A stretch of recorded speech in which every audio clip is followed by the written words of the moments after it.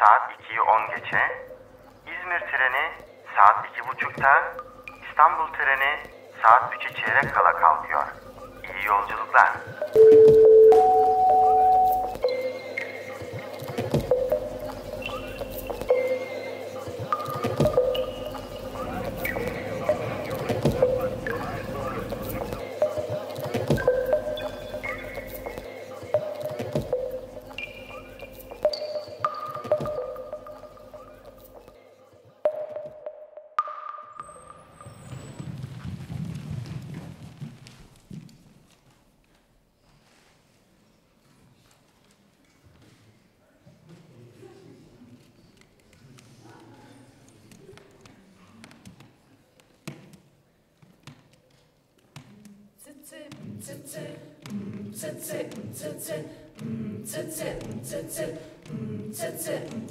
Jie paklaustų, kokiam tu esi rajone. Tu esi stotyje. Jei paklaustų, kokiam tu esi rajone. Tu esi stotyje. Jei paklaustų, kokiam tu esi rajone. Tu esi stotyje.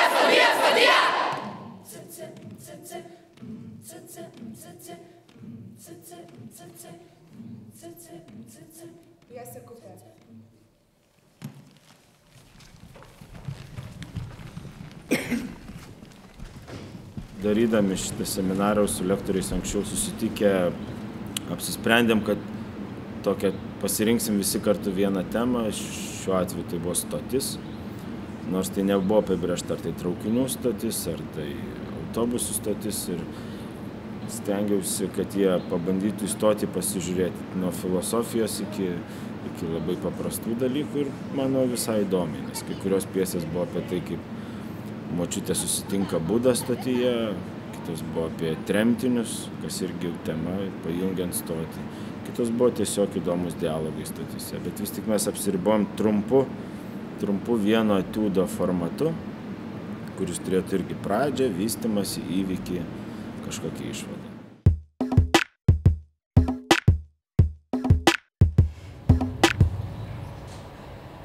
Nu po, dabar kaip tik proga sprogt, nedaryk. Opa.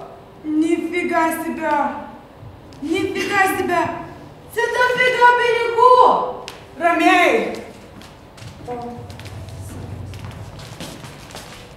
Ką jūs čia darot? Nieko. Va, lagaminą atsinėsim, su mustiniu prisidėjom. Su mustiniu sakot? Tai duokit vieną. Atsiprasom, va, bomsai davėm. Ai, bomzai.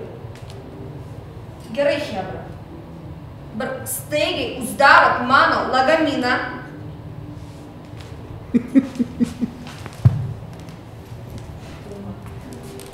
Viens kitam po 5 kartus į zopą. Ir daugiau niekada nelendat prie mano daiktų. Ir šiandien miegosit stoty. Mano pjesė vadinasi Trikova, nors dabar manau, kad ji turėtų vadintis Trikova. Iš esmės yra du svarbiausi personažai ir tarp jų kyla konfliktas.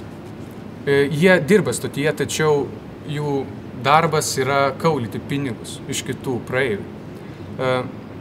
Kulminacija pjesės yra tai, kad vis dėlto jie pavagia to nežinodami savo šefo lagaminą ir gauna nuo jo, taip sakykime, velnių.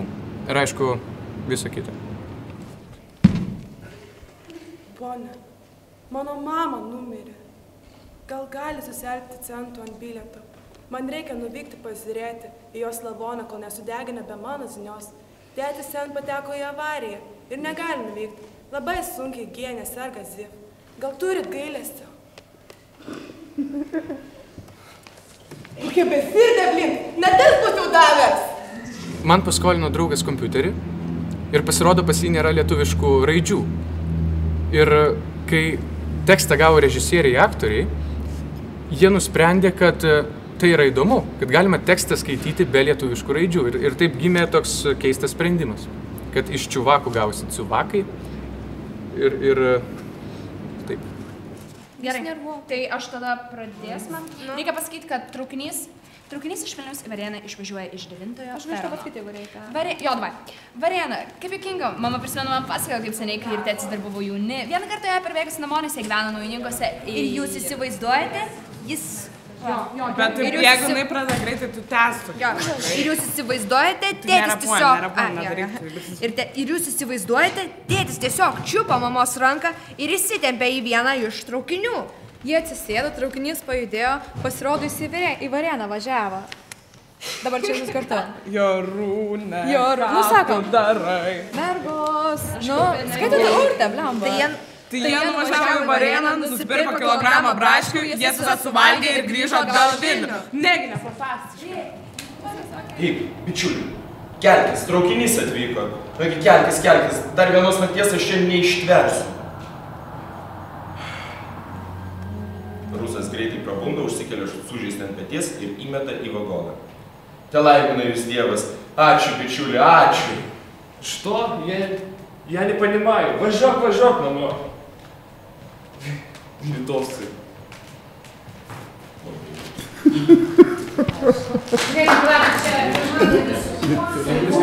Draugužiai mano, kaip, aš kaip atvirai apie ką norėjau pašnekėti dabar su jumis, kaip jums sekėsi klausyti to, bet jau tarpusavį šnekam, kreipim dėmesio į režisierius, aktorius ir ten tos kūrėjus. Kaip šiaip jausmas, kai skaito tavo tekstą ir kokie įspūdžiai? Nežinau, gal man tai netrukdė, bet taip kažkaip klausau, čia ne mano. Čia dabar. Tai buvo toksai, aš nežinau, šiaip man čia tikrai netrukdė. Viskas gerai. Man tai, aš kaip pamačiau pačią pirmą grupelę, tenais ir toj grupeliai buvo ir mano pjesė. Ir kai pirmą skaitė Ingos ir ten Rokas skaitė su... Ir kažkaip, ir aš klausiausi ir man Rokas taip išaškingai sako, aš buvau blemba, norėčiau, kad jisai mano pjesai, bet sužeistą įsakytų.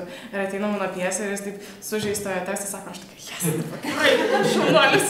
Bet man patiko, kaip perskaitė visai mano. Taip, yra, kai kurios vietas tam tipo norėtų stabiškai aštriau, bet viskas tikrai visai normaliai atrodo, viską ten suprato. Man verkia širdis, visiškai. Aš negalėjau, aš iš tų nervų vėl. Nu, pažiūrėkit, iš tų nervų. Aš negalėjau, aš pasėmiau ir drabančiam rankom piešiu, nes negalėjau klausytis visiškai. Visiškai man. Visų, aš man žiūrėjau veidus, man visi abingi grupelė sėdė. Jo, man tai labai buvo gaila, nes iš tikrųjų monologas jisai yra geras. Ir tarsi, bet net aš jau, kaip klausiau, aš jau jaučiu, kad momentais atsijungiu ir taip, ką čia kalbėjo. Ir nebesuprantu, kas vyksta. Faktorius gali sugadinti gerą tekstą. Labai svarbus momentas, kad dramaturgui nereikia priimti to, kaip pasakyti, tu padarai savo darbą. Tau protingesnis žmogus pamatys, kad, nes yra, kai tu žiūri spektaklį, tu matai, kas vedama. Kitur būna prastas režisierius, būna aktoriai gal sunkiai, bet dramaturgija pati savaime, sudėliojimai momentai. Irgi ištempia spektaklį. Tu matai, kur yra gera dramaturgija, bet tu matai, kad arba per daug užsiinterpretuota, per daug tiesiog, kur kiti kūrėjai skandina dramaturgiją. Čia sumanytas toks teatrinis žaidimas. Aš tai, pavyzdžiui, pati esu įsivardinus, kad aš žaidžiu viską. Žaidžiu ir mes su vaikais, su šitų jaunimėlių žaidžiam. Tai mes žaidžiam režisūrą, dramaturgai žaidžia dramaturgus, taip, o mes su dramaturgais režisieriai žaidžiam režisieriaus ir dramaturgo konfliktus. Taip, sakykime, toks yra momentas.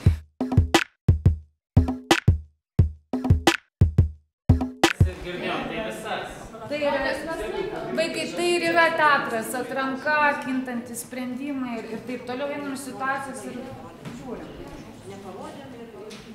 Nu, žiūrėkit, Ciuvakai mums smagiai ten buvo. Nu, atrankos būdu.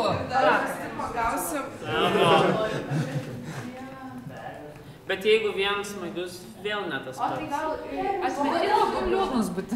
Ne, ta prasme, aš nesakau, kad vien liūdnus, bet ne vien smagius. Gerai, komiškas, dramatiškas ir liūdnus. Tai ką mes turim? Vieną turim komišką, tada dramatišką iš dramų, ką mes turim. Kupė. Kupė tai labai dramatiškas. Ir labai Ten stiprus. apie... Jo, aš... Tremtis. Gerai, sakysim. Ne, profesionali stotis labai fainas yra, nu, šiaip kaip kūrinys literatūros, nu, taip, įdomus. Profesionali stotis. Nu, bet kaip pjesė, kaip dramė. Braukti, ten labai daug darbo. Nu, ten irgi novelė esė, bet ne. Gerai, kas balsuoja už raudonai baltą? Už raudonai baltą, kas balsuoja? 1, 2, 3, 4, 5, 6, 7, 8, 9, 10, 11. Tai raudonai baltą. Tikram gyvenime arba tikram procese yra dar žiauresni dalykai. Tam tikras trenažas jiems pamatyti, kad nebūtinai tavo pjesę turi atsirinkti režisierius, arba nebūtinai tavo pjesę, net jeigu ir atsirinko režisierius, tai dar nereiškia, kad tai labai gerai, nes tu velniai žino, ką ten pamatysi. Tai tam tikras toks momentas to tikro žaidimo, kaip lyg ir realybėje vyksta, tai manau labai sveika.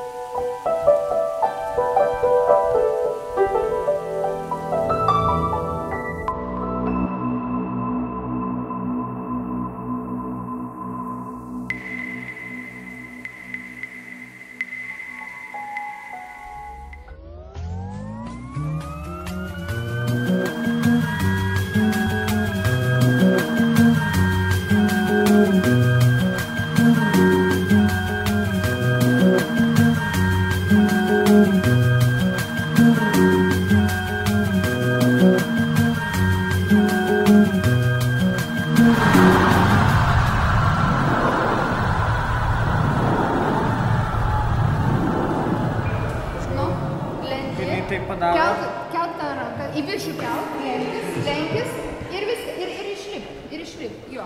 O tu tada atsitrauk. Gerai? Kaip išeis, bet žinai, kas yra svarbu? Yra svarbu, kad kai jinai eina žemyn, tu eini į viršų. Šitas yra svarbiausia, priešingas dalykas. Jinai eina žemyn, tu su ranka kyli. Jo, tu kyli į viršų ir tada, kai jinai jau apačioj, tu tada išlipi iš jos. Gerai? Nu. Op, gerai. Gerai, laikykis. Sukamės. Čia ir tu dabar sukis. Ir tu duodi jais koją, viskas. Ir tada leidžiamės. Jo, bet tu rankas savo paslėp po čia. Jo.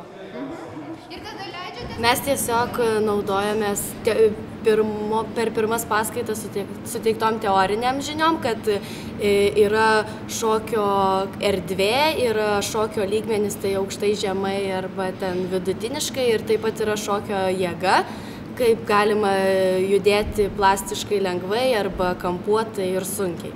Ir mums davė tokius užduotis sukurti be jokios minties, tiesiog iš judesių, iš savo kūno, kaip jisai pats nori judėti, pagal šias temas ir tokius kompozicijas.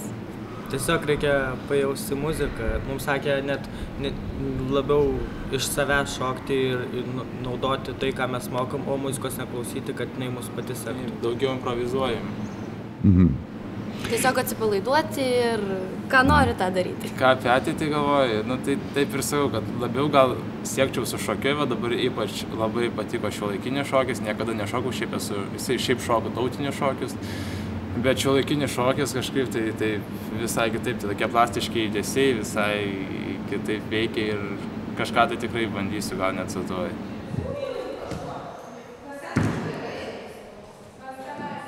Toliau. Čia jie vien žodžiu aukštai šokinėja, bum. Taip, jūsų. Žvakė. Kel kojas aukštai, jam sunku yra. Na, žodžiu, tokio šokinėjimo yra, pauzių šokinėjimo, vėl pauzių. Ir būtų gerai, kad jinai būtų tokia, mes visai net nesitaikytumėm prie pauzių. Taip. Kas? Nu, tai dar sugalvoju. visko turim. Jo, nes aš galvoju, kad galėtų būti, žinai, sakau, kaip kažkas krenta, virsta, sprogsta, kažkokie tokie garsai, kad mums nereiktų labai smarkiai prie jų taikytis, bet kad būtų kažkoks toks, jeigu jums pavyktų gal. Pabandykit gal kažkas tai gal.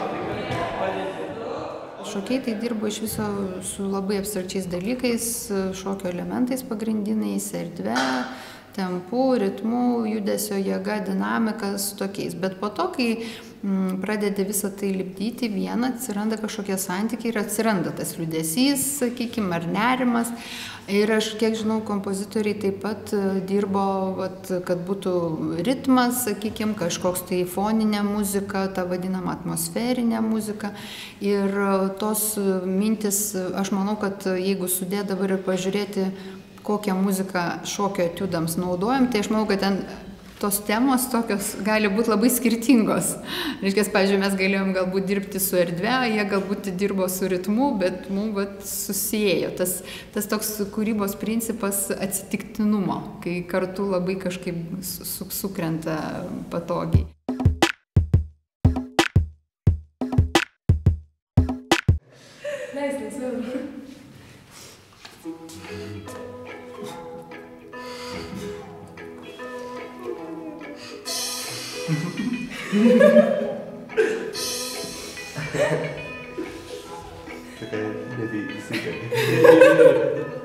Špila.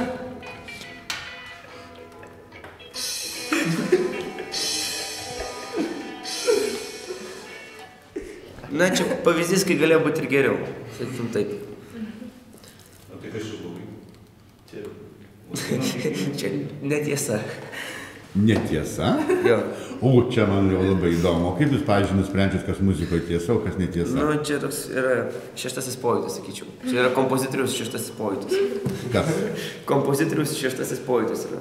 Kas, atsiprašau? Nu, žinoti, kur yra tiesa, kur ne. Mes visi nusprendėm kaip kompozitoriai, kad čia netiesa. Bet jūs sakėt, šitiek šimtmečių jau kuria muziką, yra tik 7 natos, nu ką dar galime sugalvoti? Oi, daug, dabar muzika nuo tom neapsiriboja. Mes taip, pavyzdžiui, paėmėm banginius, yra žmonių balsai, visokie džergesiai ir taip toliau, tai teatrus labai daug galima panaudoti. Ten iš tikrųjų, nu, daug kas jau yra panaudota, bet kažką originalus padaryti tikrai nėra sunku. Nes, nu, garsų yra milijardai, o garsas čia jau bus kitas, trečias, nu, ta prasme, yra begalybės. Čia neblogai pagrojai su tais po ranka esančiais daiktais. Iš tai, kad mūsų pirmoji užduotis buvo iš buities daiktų sukurti... Kokia mūsų buvo tema, dabar neatsimenu. Kažkas apie išsiskyrimą stotyje.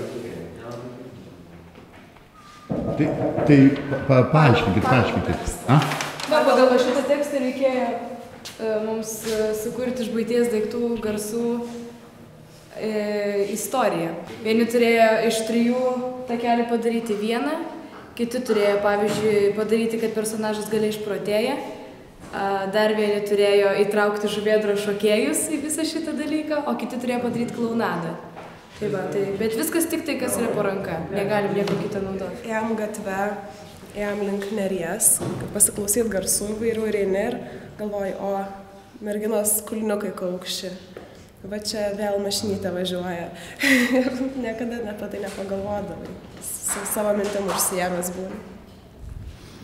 Iš žinių tegul išsineša bent 3 naujus dalykus, bet svarbiausia, kad jie labai smagiai leistų tą laiką ir smagumas, kad ne taip, kad čia su draugais pabūt, bet smagu, kad jie gali save realizuoti per kūrybą ir išsikrauti kūrybiškai. Ir pabandyti tų sričių ir mes tengiamės maksimaliai apjungti tą, ne tik jeigu kompozitoriai, tai vien tik kompoziciją. Aš juos ten ir prie šokio pratinu, prie dramos, nu, tiesiog, kad jie pačiupinėtų ir to, ko galbūt jie mokykloje ne visada gali gauti, va šitie kursai visi, jie tuo galėtų būti naudingi.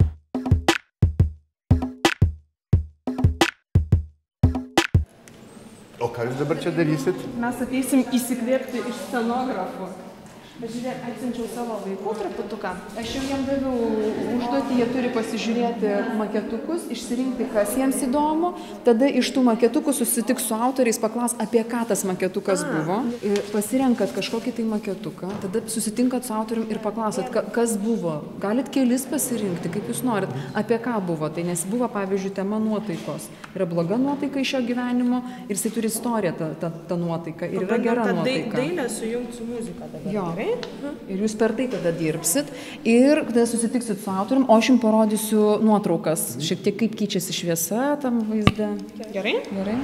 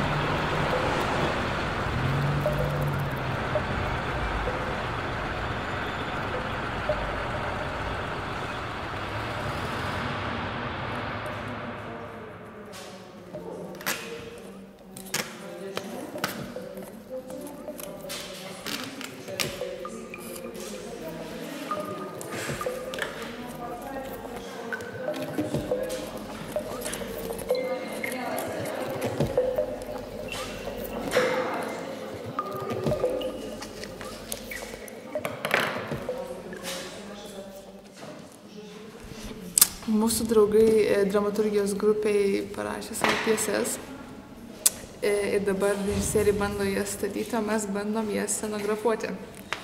Kiekvieną turim gavusios po skirtingą pjesę ir bandom kažkaip spręsti tai scenoje. Pas mane yra iš tiesų komiška pjesė pakankamai, kai bobutė iš Kupiškio, Tailando stotyje pamato Budą ir galiausiai paaiškėja, kad tai yra sapnas ir jinai miega traukinyje ir jį pabunda. Ir bandau išspręsti iš tiesų scenos priekyje darydama kažkokią aliuziją į Tailandą ir apšviesdama konkrečiai tik tais pačius priekinius taškus, priekinius kampus scenos, o visą kitą palikdama tokią pilką, kiek niūresnę stoties atmosferą, kad galų gale spektaklio eigoje galėtų apsišviesti viskas ir paaiškėti, kad o, čia yra pasirodo stotis. Tai va. Čia kaip ir leukemija, kaip ir kraują baltai nudažo, tai galvoju galinė siena. Iš pradžių jinai raudona, o paskui spektaklio metu vis baltėja ir pabaigoje lieka visiškai balta. Taip įmanoma būtų padaryti kaip nors. Galima su šviesa daryti, bet tu dabar galvo, kaip tau maketę tą išspręsti. Arba gali horizontą kelti, bet sukurk tą erdvę, kokioje erdvėje yra. Nes tai nebūtinai yra stotis. Stotis, kaip mes šnekėjom, tai yra simbolis. Man labai džiugu iš tikrųjų, kad merginos atvažiavo su skirtingom patirtim, su skirtingais įgūdžiais. Bet jos taip pat pralaisvėjo. Per tą savaitę pasijuto, kad jos labai ūgtelėjo, kaip dailininkai, kaip menininkai, jau supratimas yra, jau pasako, kai kurios net prisimena, kur štanga yra, kur ką pakabins, kur horizontas, kur kulisa, tokius jau terminus jau jos įvaldė kai kurios, tai jau taip smagu. Tiesiog man atrodo, kad jeigu pasirinktų scenografo kelią, tai labai būtų džiugu.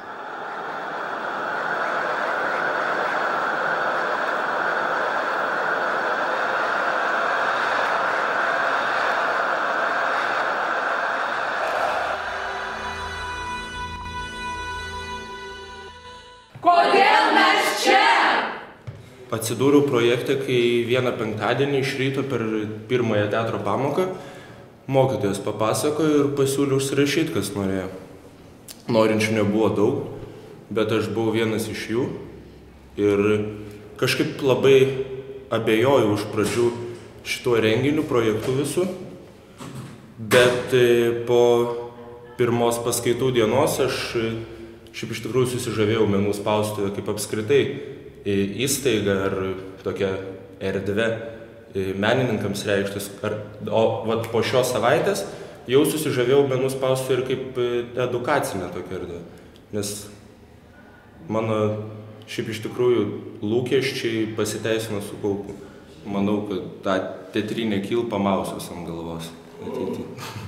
Kaip tik su Erika kalbėjom, kad norim eiti į aktorinį, bet dar tiksliai nežinom, tą pagalvosim, bet taip smagu būtų, nes mes turim savo trupę Troškūnuose studiją mes ir vaidinu, aš, pavyzdžiui, vaidinu gal 10 metų ir esu apvažinėjęs ten daug Lietuvos ant scenos, tai man nebaisu išeiti, bet svarbiausia tai yra aktoriui, tai persilaužti, pasigauti tą savo bendrą charakterį ir jį tęsti ir nepaleisti, o čia yra pats sunkiausias dalykas. Visos šitos dirbtuvės yra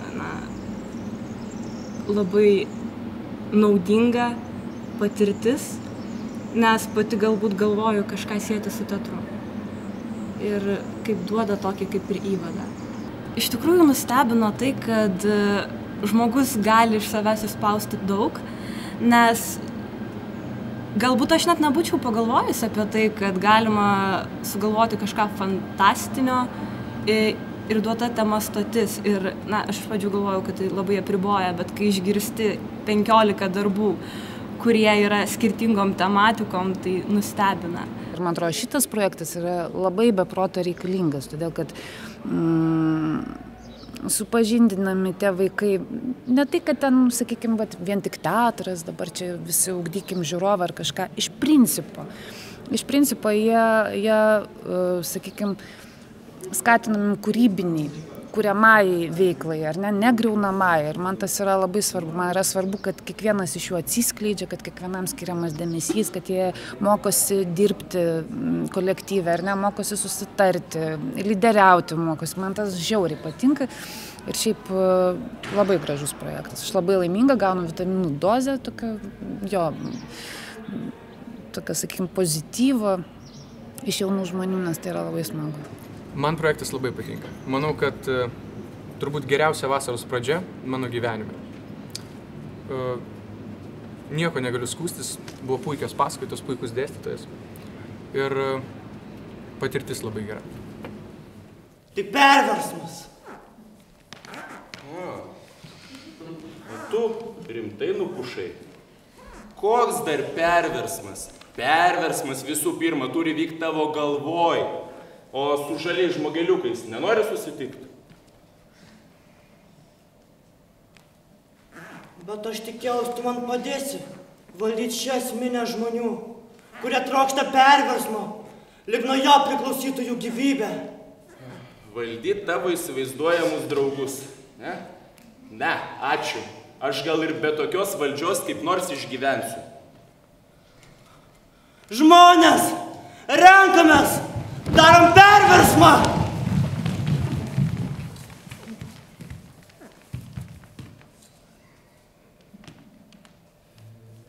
Perversmą? Jo, perversmą! Darom! Perversmas! Perversmas! Perversmas! Perversmas! O tai koks perversmas? Stoties! Priverčiam stotis.